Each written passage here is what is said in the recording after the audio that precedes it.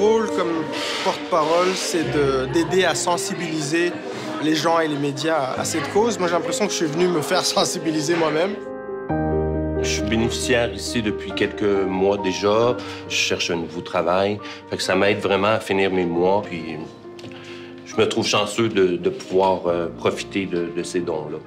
J'ai eu la garde par des circonstances épouvantables de mes 2 bébés. Ça dit, j'ai dû démissionner du jour au lendemain de mon emploi. Puis là, j'arrivais pas. Puis j'ai été accueilli par la Saint-Vincent-de-Paul. C'était vraiment une boule d'amour. Ils m'ont aidé avec les enfants. Ça m'a redonné confiance en moi. Puis à partir d'aujourd'hui, aujourd'hui, ça va mieux. Les enfants sont à l'école. J'ai pris de la confiance. J'ai parti ma petite compagnie. Ça va vraiment bien. Je connaissais pas ce milieu-là auparavant. Il y a 2 ans, comme je dis, j'ai frappé un mot et j'ai tout perdu. J'avais des organismes communautaires, puis j'étais tout gêné. Effectivement, j'avais peur de me faire... Personne ne me voit là-bas. Et finalement, j'ai appris comment ça fonctionnait. Puis il y a des gens qui m'ont vraiment aidé à l'époque. Mais aujourd'hui, je respecte ce monde-là. C'est épouvantable. C'est presque tous des bénévoles. Ce sont des gens qui sont là pour aider les gens. J'encourage vraiment les gens à donner. Comme on disait tantôt, il n'y a personne qui est à l'abri de ça. Je voulais juste citer Jean-François. Il m'a dit « Je sais pas où je serais sans Jeunesse au soleil ». Il dit « Il faut le dire aux gens pour sauver des vies ». Bravo! Vous n'avez pas besoin.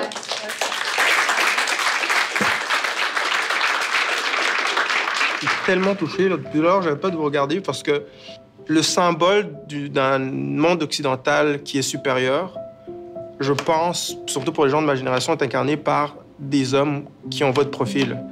Fait que pour moi, d'arriver puis de vous entendre parler de besoins alimentaires, votre témoignage est un don encore plus important. Parce que je pense que ce dont on souffre tous, c'est une mauvaise compréhension de la réalité des gens. On dira ce qu'on voudra, quand on va dans la banque alimentaire pour on a faim, c'est important en maudit. Qu'il y ait du stock sur les étagères puis que les gens soient là pour vous aider. Quand vous avez parlé de vos enfants qui étaient à votre charge, vous les avez sauvés avec votre vulnérabilité. Tout à fait. En ayant demandé de l'aide. Demander de l'aide quand on n'est pas censé être dans une situation où on devrait le faire, c'est le plus grand des courages. Et mes héros du jour, là, c'est vous autres. C'est vous qui avez dit « L'orgueil, ça va faire. Je vais demander de l'aide. »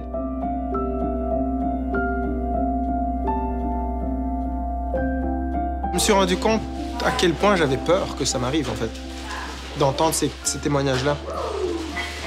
Et c'est peut-être pour ça qu'on s'en cache aussi. C'est peut-être pour ça que c'est tabou. C'est qu'on a tous en nous la peur que ça nous arrive, parce que c'est peut-être la pire des misères que de ne plus pouvoir subvenir aux besoins de tes enfants. Je pense que c'est la pire des choses. Il faut remplir les banques alimentaires. Que ces gens-là n'aient pas honte, qu'ils arrivent ici, qu'il y a de la bouffe pour eux. Moi, en tout cas, ça m'a bien touché le monsieur quand ça y a sauvé la vie. C'est pas rien, hein? Moi, j'avais pas associé une banque alimentaire à ça. Bon, c'est extraordinaire.